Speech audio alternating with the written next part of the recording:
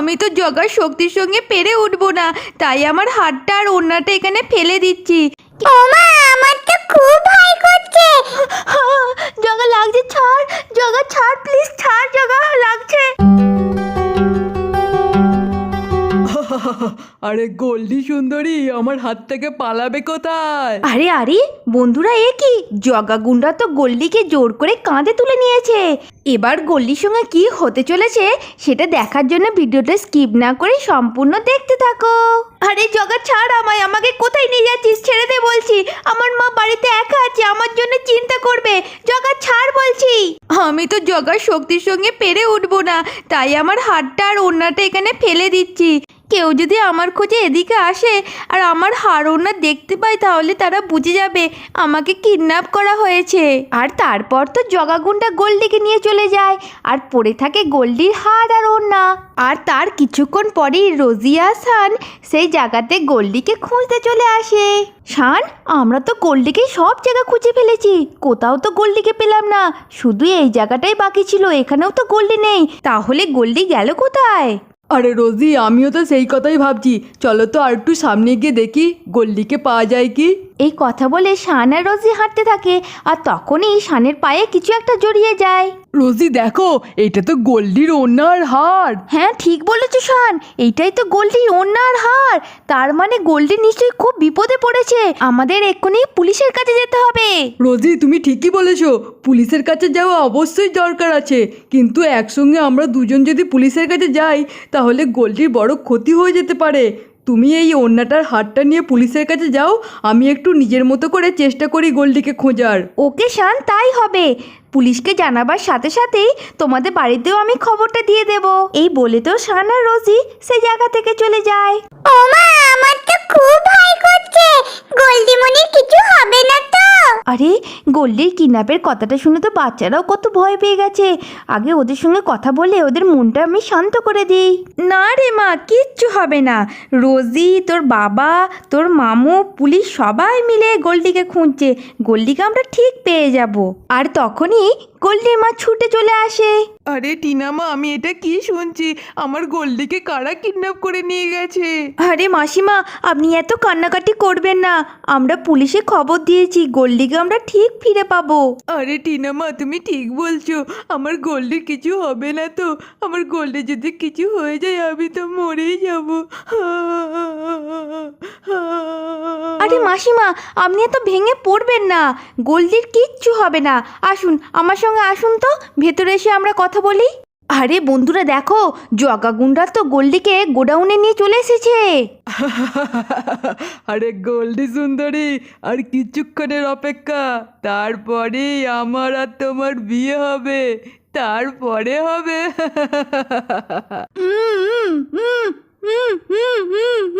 আরে দাঁড়া দাঁড়া, অত আওয়াজ করো না, তোমার মুখটা আমি খুলে দিচ্ছি। জগা, আমাকে তোর বিয়ে করার স্বপ্ন স্বপ্নই থেকে যাবে, আমি তোকে কোনো দিন বিয়ে করব না। আরে গোল্ডি সুন্দরী, তুমি না একটুতেই বড্ড রাগ করো। বলো, ওই শানের মধ্যে এমন কি আছে যে আমার মধ্যে নেই? আরে জগা, তুই শানের সঙ্গে নিজেকে তুলনা করছিস? তুই তো শানের নোকের যোগ্য নোস, তোকে আমি ঘৃণা করি। থু থু। কি, তোর এত বড় সাহস, তুই আমাকে থুতু দিস? দাঁড়া, তোকে দেখাচ্ছি। জগা লাগছে, ছাড় জগা, ছাড় প্লিজ, ছাড় জগা, লাগছে। ছেড়ে দিলাম, এবারকার মতো ছেড়ে দিলাম। বুঝলি লালু, আজকে রাতেই গোল্ডির তেজটা আমি ভাঙবো। চল আমরা বিয়ের আয়োজনটা তাড়াতাড়ি করে সেরে নিই। এই বলে তো জগা আর লালু সেখান থেকে চলে যায়। এই পাল্লার বালি, ওই মেয়েটাকে দেখছো? ও আমার ওস্তাদের বউ। তুমি ওকে একবারে রানীর মতো সাজিয়ে দাও দেখি। আর দুজনকেই বলছি, আমি কিন্তু বাইরে পাহারা দিচ্ছি, বেশি চালাকি করতে যেও না, তার ফল কিন্তু ভালো হবে না। আর এই যে গোল্ডি সুন্দরী, তোমার মা কিন্তু আমাদের কাছে আছে, বেশি চালাকি করতে যেও না, তোমার মাকে বন্দুকে করে উড়িয়ে দেবো। হ্যাঁ, এই পাল্লার বালি, তুমি এখনো দাঁড়িয়ে আছো কেন? হ্যাঁ, এক্ষুনি আমাদের পুরোহিত চলে আসবে, যাও যাও তাড়াতাড়ি করে কাজটা করে দাও। তারপরে পাল্লার বালিটা গলির কাছে যায়। শোনো, তুমি আমাকে একদম সাজাতে আসবে না, আমি একটুও সাজবো না, তুমি আমার কাছ থেকে চলে যাও বলছি। আরে বোন, তুমি একদম ভয় পেও না, আমি এইসব ব্যাপারে কিচ্ছু জানতাম না, যদি জানতাম না আমি এখানে কখনো আসতাম না।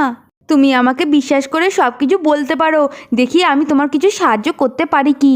দাঁড়াও, তার আগে তোমার হাতটা খুলে দিই। এই বলে পাল্লার বালি গল্লির হাতটা খুলে দেয়। আরে দিদি, আমি তো তোমাকে খুব ভুল বুঝেছিলাম, কিন্তু তুমি তো খুব ভালো মনের মানুষ, প্লিজ দিদি আমাকে সাহায্য করো। এই জগাগুন্ডা আমাকে আর আমার মাকে তুলে নিয়ে এসছে আর আমাকে বিয়ে করার জন্য জোর করছে। আমি যদি এখান থেকে জোর করে পালিয়েও যাই, ওরা তো আমার মাকে ছাড়বে না, আমার মাকে তো মেরে ফেলবে, তাই জন্য আমি পালাবারও চেষ্টা করতে পারছি না। আরে বোন, তুমি একদম চিন্তা করো না, আমি এখান থেকে বেরিয়ে পুলিশকে গিয়ে সব জানিয়ে দেবো।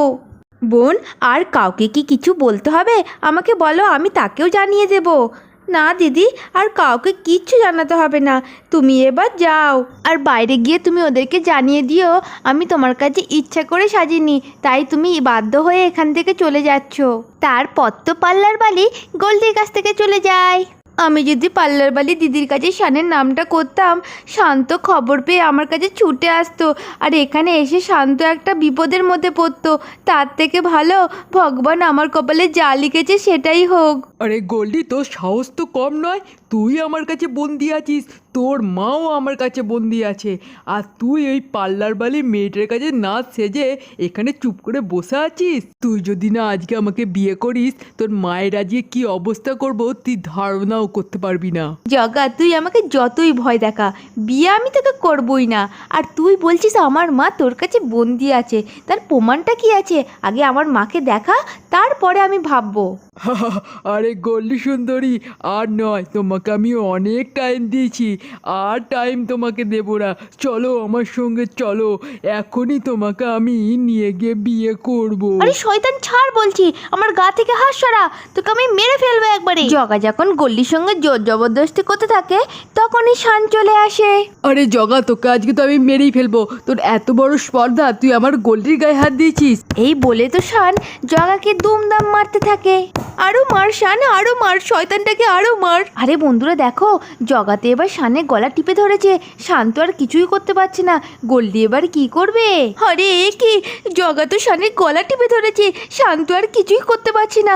এই তো এখানে একটা লাঠি পড়ে আছে, এই লাঠিটা করেই জগাকে ঘা দে, তাহলে আমার শানকে ছেড়ে দেবে। তারপরে গোল্ডি তো জগাকে মারতে থাকে, আর মারতে মারতে জগার মাথা ফেটে যায়। আরে আহ আহ, আরে আমার মাথা ফাটিয়ে দিল, আরে আমার মাথা ফাটিয়ে দিল। লালু, তুই কোথায়? আমাকে বাঁচাবি আয়। আরে বেশ হয়েছে, জগা গুন্ডা তো অজ্ঞান হয়ে গেছে। আরে গোল্ডি, তুই ঠিক আছিস তো? আরে শান, আমি তো ঠিক আছি, কিন্তু শান আমাকে যে এখানে কিডন্যাপ করে রেখে দিয়েছে, তুই কি করে সন্ধান পেলি? আরে গোল্ডি, মনের সঙ্গে মনের যখন কানেকশন থাকে, তখন কোনো ঠিকানা খুঁজে পাওয়া অসম্ভব কিছু নয়। আর আমি তো তোকে খুব ভালোবাসি। হ্যাঁ গোল্ডি, আমি শুধু তোকেই ভালোবাসি, আর কাউকে ভালোবাসি না। হ্যাঁ, হে কি বলছিস শান? তোর আর রোজির তো বিয়ে ঠিক হয়ে গেছে। না রে গোল্ডি, তুই যেটা জানিস সেটা ভুল জানিস। এখান থেকে বেরিয়ে তোকে আমি সব বুঝিয়ে বলবো।